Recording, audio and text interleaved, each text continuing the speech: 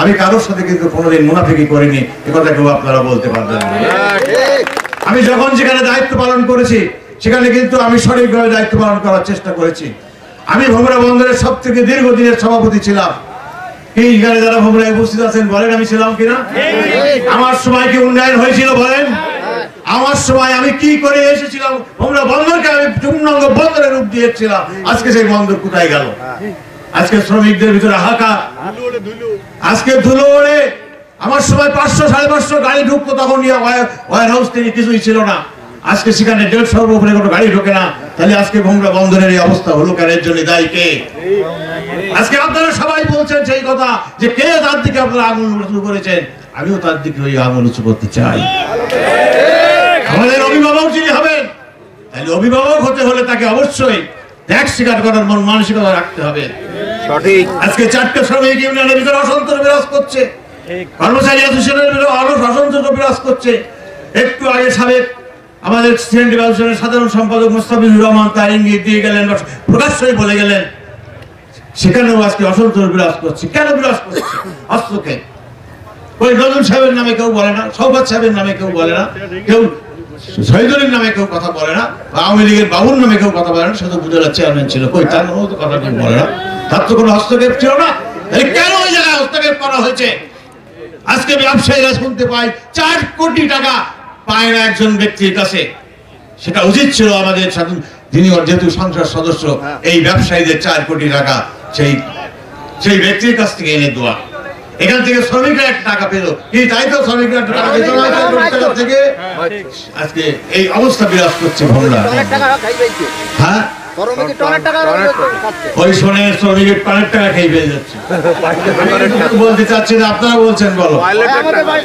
তাই সাথী বন্ধুগণ, আপনারা আমাকে বলেছেন যে আমি নির্বাচিত যদি আপনাদের ভোটে হতে পারি, কারণ আপনাদের ভোটই হচ্ছে আমি নির্বাচিত হওয়ার নিয়ামক শক্তি। এই ছাড়া কেউ আমাকে বাঁচবে।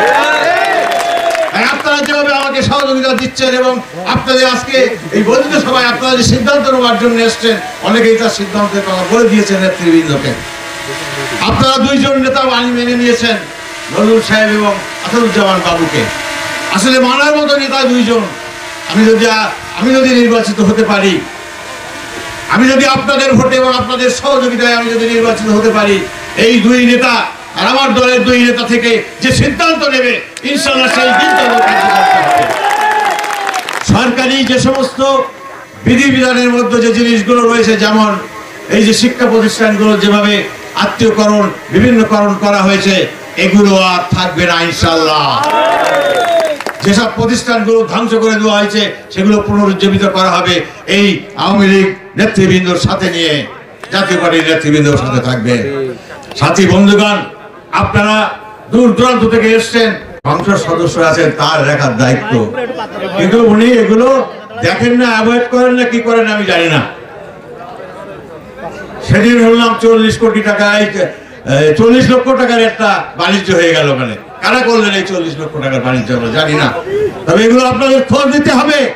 সাতক্ষীরার মানুষ হিসাবে যখন জন্মগ্রহণ করেছেন, আপনাদেরকে খোঁজ দিতে হবে।